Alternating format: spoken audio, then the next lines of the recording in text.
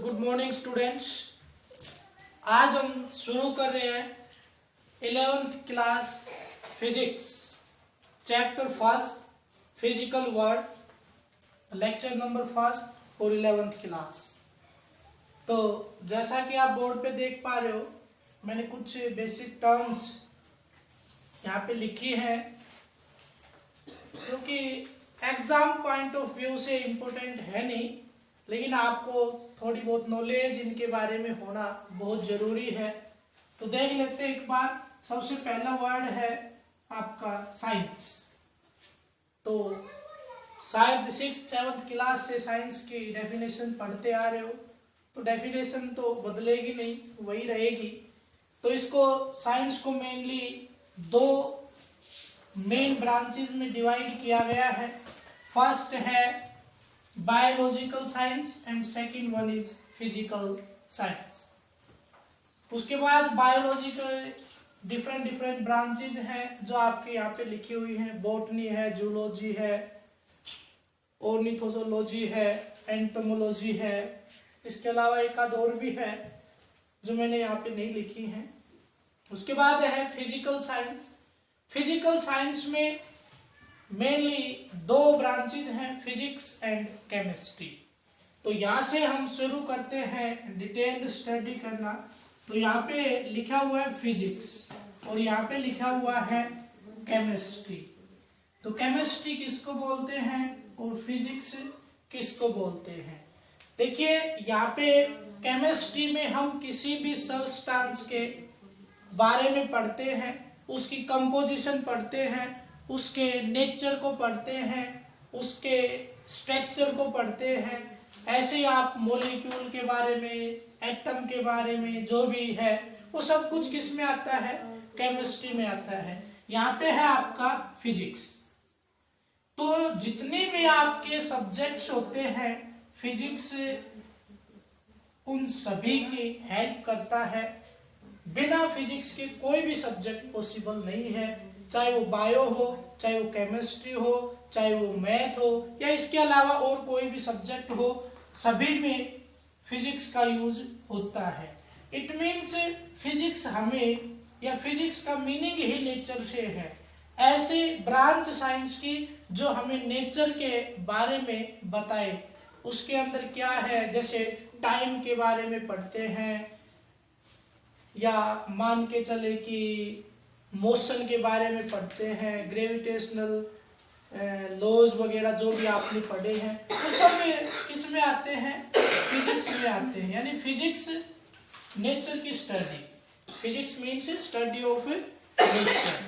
उसके बाद आता है साइंटिफिक एटीट्यूड। इसका मीनिंग क्या है? Scientific attitude. जैसे नाम से ही पता चल रहा है कि साइंटिफिक एटीट्यूड होता क्या है, इसकी जरूरत क्या पड़ती है। मीन्स एक फ्लेक्सिबल और free minded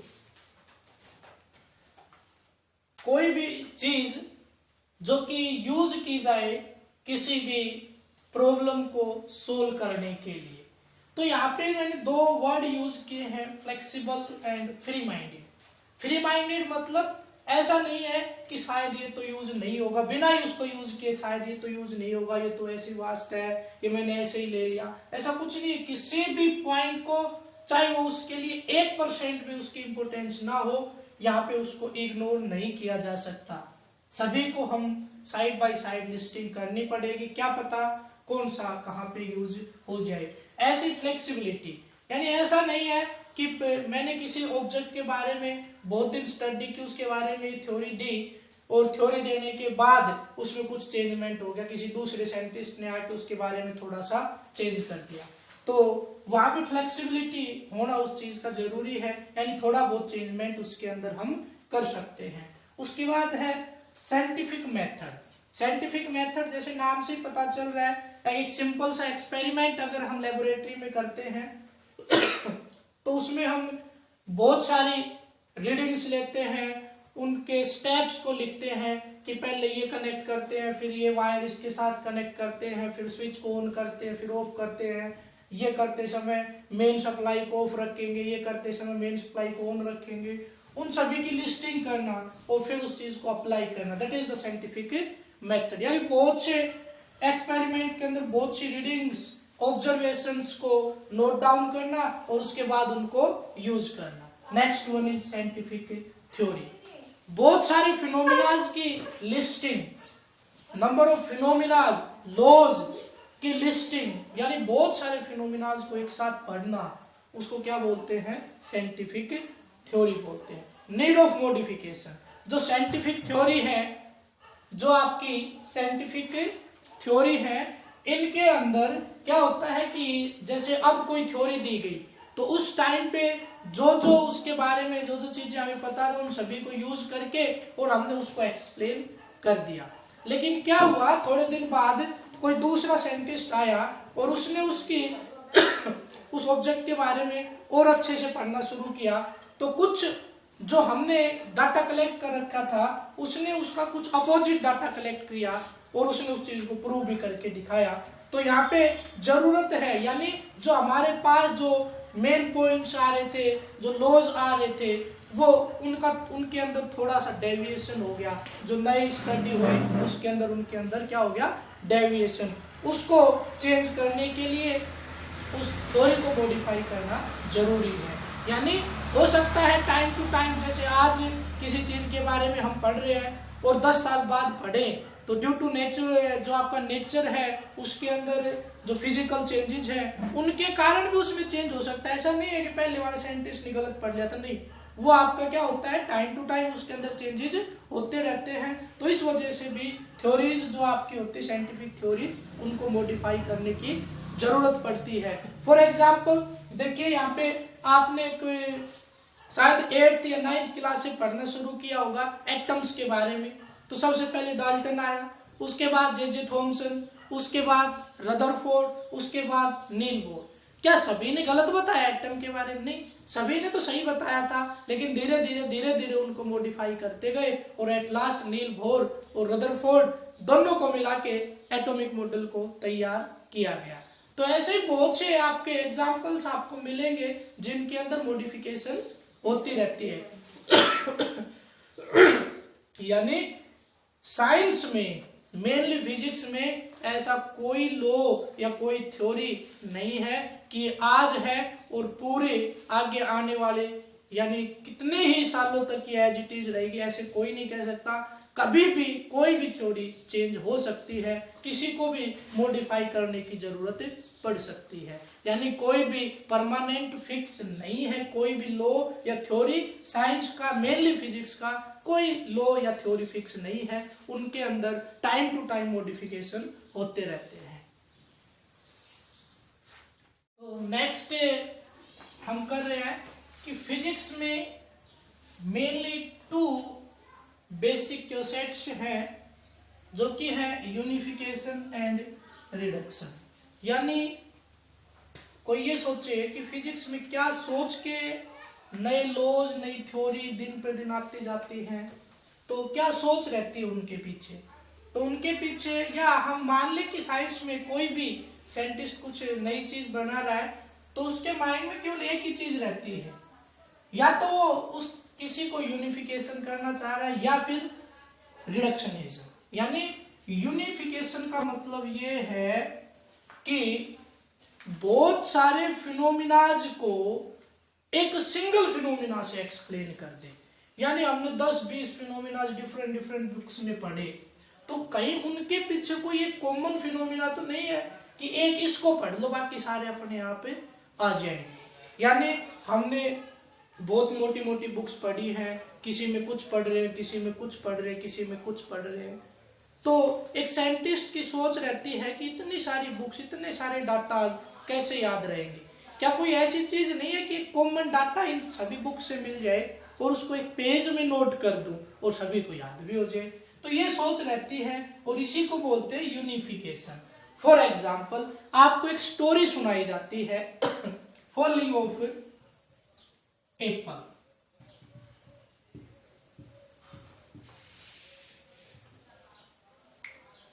falling of Apple on earth, तो वो केवल और केवल एक स्टोरी ही है।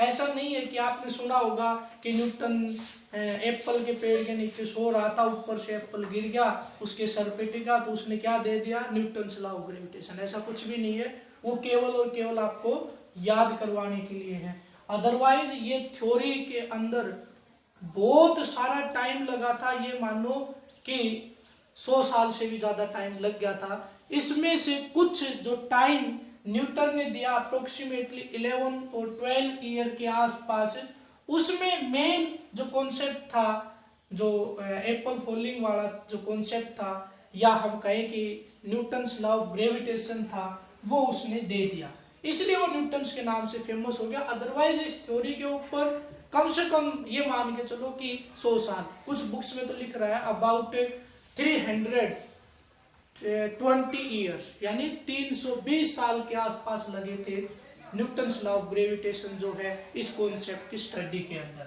लेकिन न्यूटन ने जो दिया इसको टाइम, इस कॉन्सेप्ट को, वो केवल और केवल 11 और 12 ईयर के आसपास था।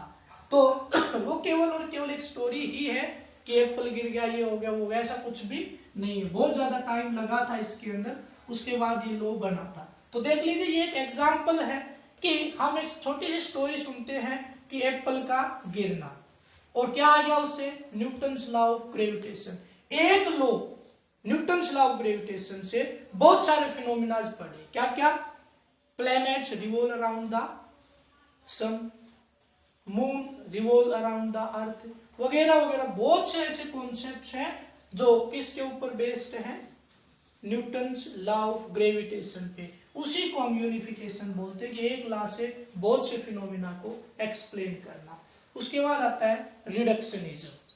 रिडक्शनिज्म का मतलब क्या होता है, बहुत बड़ी चीज को छोटा सा करके पढ़ना, बहुत बड़ी सी चीज को छोटा सा करके पढ़ना। फॉर एग्जाम्पल थर्मोडायनेमिक्स के बारे में आपने जरूर सुना होगा। तो ये जो थर्मोडायनेमिक्स थी, शुरुआत में जब आई तो इसका पर्पस था मैक्रोस्कोपिक लेवल पे, यानी बहुत बड़े लेवल पे स्टडी। किसकी स्टडी, कुछ मैक्रोस्कोपिक आपके जैसे टेम्परेचर है, एंट्रोपी है, वगैरह और भी बहुत सारी चीजें हैं। मेनली आपका टेम्परेचर है, उसके बारे में स्टडी करना। और बाद में यही चीजें माइक्रोस्कोपिक लेवल पे भी यूज कर ली गई, जो कि मेनली मॉलिक्यूल्स की काइनेटिक थ्योरी में यूज की गई। ठीक है, तो आप फिजिक्स में थर्मोडायनेमिक्स नाम की यूनिट आएगी, उसमें हम इसके बारे में डिटेल्ड स्टडी करेंगे कि ये मॉलिक्यूल की काइनेटिक थ्योरी क्या होती है, टेम्परेचर, एंट्रोपी वगैरह वगैरह, ये सारी चीजें हम पढ़ेंगे। केमिस्ट्री में भी पढ़ोगे थर्मोडायनेमिक्स, और फिजिक्स में भी पढ़ोगे। फिजिक्स में कुछ एक फिनोमिनाज हटके हैं जो कि केमिस्ट्री में नहीं है, बाकी बहुत सारी चीजें आपकी रिपीट होनी है, जो केमिस्ट्री में है वही फिजिक्स में भी आप पढ़ोगे।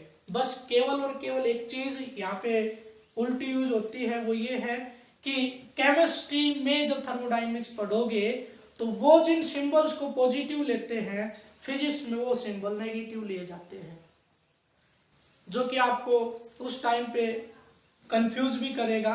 तो मैं आज ही बता देता हूं आपको, ऐसा कोई बेसिक प्रिंसिपल या कोई किसी साइंटिस्ट ने नहीं कहा था कि इस चीज को पॉजिटिव लेना है, इस चीज को नेगेटिव लेना है। उसके पीछे एक बेसिक कॉन्सेप्ट यूज किया गया है। वो कॉन्सेप्ट का कोई प्रूफ है नहीं, लेकिन थ्योरेटिकली उसको हम समझा सकते हैं। जैसे कि फिजिक्स का मीनिंग है काम को करवाना, और केमिस्ट्री का मीनिंग है काम को करना।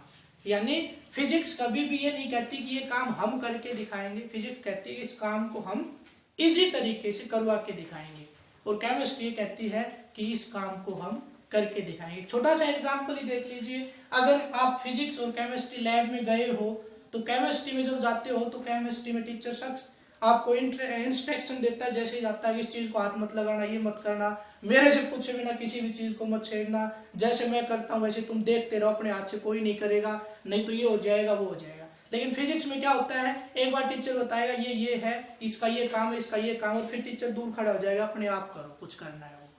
ठीक है, आपको टास्क दे दी जाती है कि ऐसा होना चाहिए, ऐसा करने से ऐसा हो जाता है, अब करोगे तुम, टीचर कुछ करके नहीं दिखाता। तो ये ऐसा ही होता है, कि फिजिक्स में हमेशा ही टेंडेंसी रहती है कि हम काम को करवाएं। फॉर एग्जांपल एक और देख लीजिए कि फिजिक्स का मीनिंग या जो हम देखते हैं कि जो आपका सोसाइटी है इसके ऊपर फिजिक्स का इफेक्ट क्या होता है। जो सोसाइटी है उस यानी जो आप आरामदायक चीजें हैं वो सारी की सारी फिजिक्स की देन है। यानी अगर फिजिक्स में कोई नई डिस्कवरी होगी इट मीन्स उसका इफेक्ट सोसाइटी पे 100% होना ही होना है। फॉर एग्जांपल आपने शायद कोई स्टोरी किंग वगैरह की पढ़ी होंगी एसएस में, तो उसमें आता था कि पहले जो हवा करने के लिए बहुत बड़ा पंखा यानी वो जिसको आप बोलते हो हाथ से लाते ना बीजना, वो वाला जो सिस्टम था उसके लिए 2 आदमी लगते थे, एक रस्सी बांध के उधर खड़ा हो जाता था एक इधर और उसको हिलाते रहते थे और राजा सोता रहता था। लेकिन जैसे ही फिजिक्स ने उस चीज को चेंज किया, क्या आया उसके बाद? फैन, जिसको आप सीलिंग फैन बोलते हो, ये आ गया।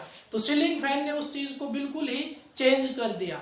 उसके बाद क्या हुआ कि सीलिंग फैन गर्मी के टाइम में गर्म हवा देने लग गया। तो फिर क्या आ गया? फिर फिजिक्स में एक नई चीज आ गई जिसको कूलर बोलते हैं।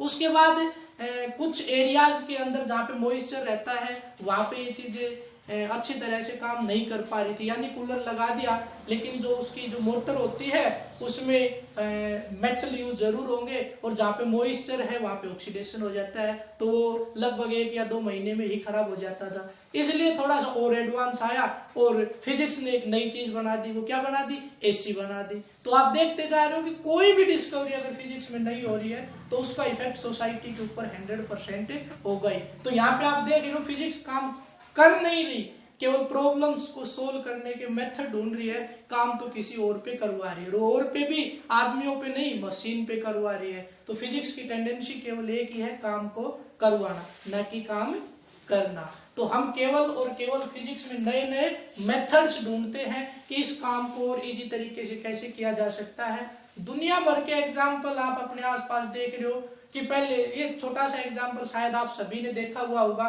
कि पहले रोड कैसे बनाते थे, आज के दिन रोड कैसे बना रहे हैं। एक खड्डा खोदने के लिए पहले 8-10 आदमी कई दिन तक लगे रहते थे, जैसे भी उस काम को 2, 4, 5 मिनट में कर देती है। ये सब कुछ किसकी देन है? फिजिक्स की देन है।